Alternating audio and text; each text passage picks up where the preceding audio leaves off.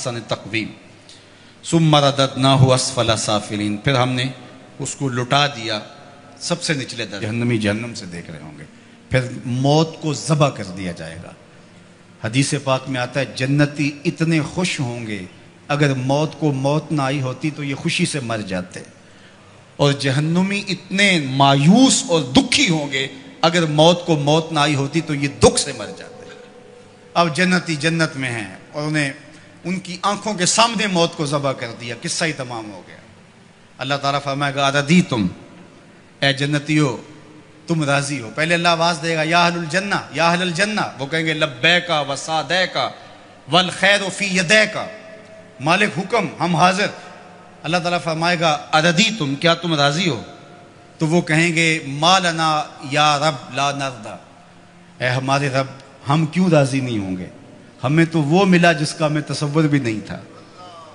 حضور نے فرمایا کہ میں، بخاری کی روایت ہے، میں اس آخری شخص کو جانتا ہوں، اس آخری شخص کو جانتا ہوں جو جہنم کے رگڑے سہ کے آخر میں جہنم سے نکلے گا اور سب سے آخر میں جنت میں جائے گا۔ فرمایا، اور ایک روایت مسند فردوس دہلوی میں اس کا نام بھی بتایا، تو کہا کہ میں اس آخری شخص کو جانتا ہوں، بخاری کی روایت ہے۔ تو وہ جنت میں جانے کے لیے جہنم سے کوئلے کی طرح سیاہ ہوا ہوگا، جب نکلے گا تو اللہ تعالیٰ اسے کہے گا بتا کیا چاہیے، تو وہ کہے گا کہ مالک مجھے یہ دے دے، یہ دے دے، یہ دے دے۔ اللہ کہے گا لکا ما تمنیت، جو تیری آرزو جا تجھے دے دیا، اب جنت میں چلا جا۔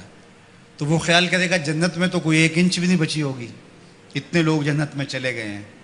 تو وہ کہے گا مالک میرے لیے وہاں کتنی جگہ ہے؟ تو آواز آئے گی تیرے لیے جنت میں اس دنیا سے 10 گنا جگہ ہے۔ کتنی؟ یہاں تو 1 کنال کا گھر، 2 کنال کا بنگلہ، 6 کنال کی کوٹھی بنانے کے لیے آدھی زندگی لگ جاتی ہے، اور یہ سب سے پھاڑا سمجھتے ہیں نا، جو سب سے آخر میں جنت میں جائے گا، یہ اس کی جاگیروں کا میں آپ کو بخاری کی حدیث کے حوالے سے بتا رہا ہوں۔ اللہ فرمائے گا جا جنت میں، تیرے لیے دنیا سے 10 گنا ہے، 7 بر اعظموں پہ پھیلا ہوا جہاں، اس کو 10 سے ضرب دے۔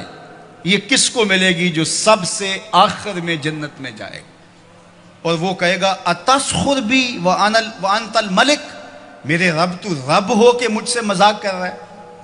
اس کو گمان ہی نہیں ہوگا کہ اتنا مجھے مل جائے گا۔ وہ تو سوچے گا 2 مرلے کا جھونپڑا بھی جنت کے کسی کونے میں مل جائے تو غنیمت ہے۔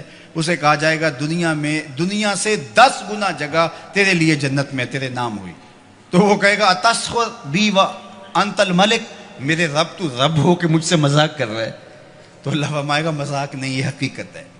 اور یہ بات سن کر کے، یہ حدیث بیان کرتے ہوئے میرے حضور اتنا مسکرائے کہ صحابہ کو حضور کی داڑھیں نظر آ گئی، کہ اس کو لگے گا ہی نہیں کہ مجھے اتنی جگہ دی گئی ہے۔ یار جو پھاڑا ہوگا، سب سے آخر میں جنت میں جائے گا، اس کو تو اتنی جگہ ملے گی، تو بلال حبشی کی جاگیروں کا عالم کیا ہوگا، عثمان و علی کی جاگیروں کا عالم کیا ہوگا، ابو بکر و عمر کی جاگیروں کا عالم کیا ہوگا، اور جنت کے وارث حسن اور حسین کی جاگیروں کا عالم کیا ہوگا۔ یہ تو سب سے آخر میں جانے والے کی جاگیریں ہیں۔ اب یہ جنت میں اتنا کچھ ملے گا، تو وہ کہیں گے ما لنا یا رب، ہم مالک ہمیں کیا ہوا کہ لا نرضی، ہم راضی نہ ہوں، ہمیں تو وہ دیا گیا ہے کہ جو کسی کو نہیں دیا گیا۔ تو اللہ فرمائے گا میں تمہیں اس سے بھی بہتر کچھ دیتا ہوں، میں اور تمہیں تمہاری جھولی میں کچھ ڈالنے والا ہوں۔ تو یہ کہیں گے مالک کو کسر تو نہیں رہے گی، ہم اگر یاد بھی کریں تو کوئی شے نہیں یاد آتی جو ہمیں ملی نہ ہو، جو آرزو تھی وہ ساری کی ساری پوری ہو گئی۔ اللہ فرمائے گا میں تمہیں ایک اور شے دینے لگا ہوں، تو وہ جھولیاں پھیلا لیں گے، اور اللہ فرمائے گا میں تم سے راضی ہو گیا ہوں، اب کبھی بھی ناراض نہیں ہوں گا۔ میں تم سے راضی ہو گیا ہوں، اب کبھی بھی ناراض نہیں ہوگا۔ جنت سے یا تو موت اس نعمت کو ختم کرے گی، یا پھر اللہ ناراض ہو جائے تو اللہ کسی کو نکال دے، تو اللہ ضمانت دے گا میں اب تم پہ ایسا راضی ہوں، اب کبھی بھی تم سے ناراض نہیں ہوں گا۔ ایسا اجر اللہ عطا کرے گا، فَلَهُمْ أَجْرٌ غَيْرُ مَمْنُونَ۔ اللہ اکبر، فَمَا يُكَذِّبُكَ بَعْدُ بِالدِّينِ۔ اللہ تعالیٰ ارشاد فرماتا ہے کہ محبوب جزا اور سزا کا جو دن ہے اس کے معاملے میں آپ کی بلا کو کیسے تکذیب کر سکتا ہے؟ کون ہے جو آپ کی تکذیب کرے؟ ایک دن ایسا آنے والا ہے جب سارے عملوں کی سزا اور جزا ہوگی۔ الیس اللہ بأحکم الحاکمین۔ کیا اللہ تعالیٰ جل شانہ حاکموں کا حاکم نہیں ہے؟ دنیا کا چھوٹا سا نظم بھی کہیں ہو تو وہاں بھی جزا و سزا کا تصور ہوتا ہے، اور جو ہے وہ ایسا نہیں ہوتا کہ وہ جزا و سزا کے بغیر ہو. لیکن اس پوری کائنات کا نظم کیا جزا و سزا کے بغیر ہوگا؟ کیا وہ احکم الحاکمین نہیں ہے؟ کیا لوگ اس کی گرفت سے باہر ہیں؟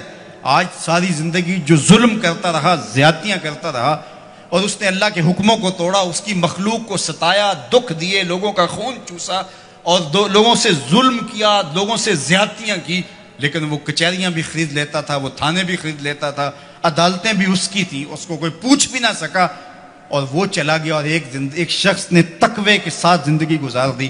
کل قیامت کے دن دونوں ایک جگہ پہ ہوں تو یہ اللہ ناانصافی نہیں ہونے دے گا. ایسا نہیں ہوگا. اللہ احکم الحاکمین ہے. اللہ قیامت کے دن جو عدالت لگائے گا اس میں ایک ایک چیز کا فیصلہ ہوگا اور ایک ایک سوال ہوگا. ثم لتسألن یومئذ عن النعیم. تو آئیے آج کس مختصر زندگی کو اللہ کے نام لگا دے. آج موقع ہے، کل نہیں ہوگا. آج سا بھی نے کھلے راہ بھی نے انج ٹوک نوکھڑے ٹوکدے نہیں.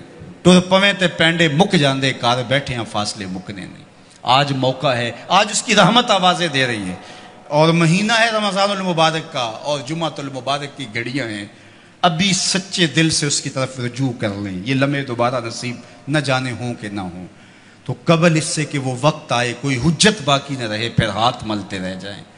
آج موقع ہے. آج توبہ کا دروازہ بند نہیں ہوا، رحمتوں کے دروازے کھلے ہوئے ہیں. اس کی رحمتیں آوازیں دے رہی ہیں، میرے بندے آ جاؤ. میں یہ نہیں دیکھوں گا کہ تم آئے کب ہو اور کتنے پاپ لیے آئے ہو. میں یہ دیکھوں گا آئے تو میری چوکھٹ پہ ہو.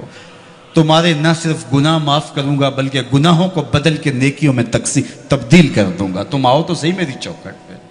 ایک فقیر تھا، وہ بازار میں کھڑا رو رہا تھا تو کسی نے رک کے کہا بابا کیا ماجرا ہے، کیوں رو رہے ہو؟ کسی نے مارا ہے؟ کہا نہیں کوئی ایسا ماجرا نہیں. تو پھر کیوں رو رہے ہو؟ کہا لوگوں کے رویے نے مجھے رلا دیا. کیا مطلب؟ کہا بازار سے گزر رہا تھا، دنیا میں کھوئے ہوئے لوگوں کو دیکھا، دل میں ترس جاگا، تو میرا خیال آیا ان بندوں کی اور رب کی صلح نہ کروا دوں. تو کہا پھر کیا ہوا؟ کہا میں نے اس سے بات کی، آواز آئی لے آ میری چوکھٹ پہ، ایک آنسو سے سارے گناہ دھو ڈالوں گا. میں بڑا خوش ہوا، میں نے ان سے بات کی، یہ الٹا میرا مذاق اڑانے لگے. جا بابا کام کر، تجھے کیا پتا دنیا داری کیا ہوتی ہے.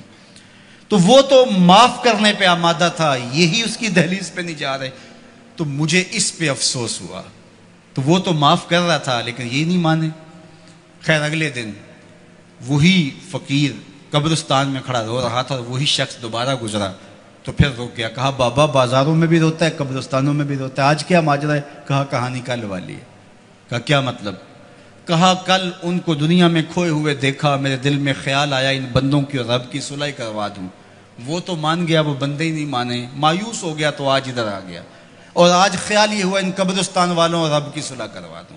تو بڑے تجسس سے پوچھا آج کیا بنا؟ کہا آج یہ مان گئے وہ نہیں مانتا، آج یہ مانتے ہیں وہ نہیں مانتا. تو صاحب آج وہ مان رہا ہے، کہیں ایسا نہ ہو کہ پھر ہم مان جائیں اور وہ نہ مانیں. آج لے ان کی پناہ، آج مدد مانگ ان سے، کل قیامت کو نہ مانیں گے اگر مان گیا. ماہ سیام کی برکتیں لوٹ لو. یہ وہ میں نے دیکھا شیراں والا باغ کے قریب وہ ریڑیاں لگاتے ہوئے، جب پھل آخری دنوں میں ہوتا ہے تو وہ سستا کر دیتے ہیں. تو وہ کہتے ہیں یہ جاتے ہوئے موسم کی بہار لوٹ لو. تو جو چیز جو ہے وہ 50 اور 100 روپے کلو ہوتی ہے وہ 20 روپے کلو بیچ رہے ہیں. آخری عشرے میں اللہ لوٹ سے لگا دیتا ہے. لوٹ لو میری رحمتوں کو، بس آؤ اور لو اور چلے جاؤ. تو آؤ سچے دل سے اس کے حضور آؤ اور رحمتیں اس کی وصول کرو اور زندگی کو نور اور نکھت اور اجالوں سے بھر لو. اس موسم گرمی کے اندر دور و نزدیک سے چل کے آنے والوں، اللہ تمہیں دنیا آخرت کی برکتیں عطا کرے، اپنی خاص پناہوں سے مالا مال کرے.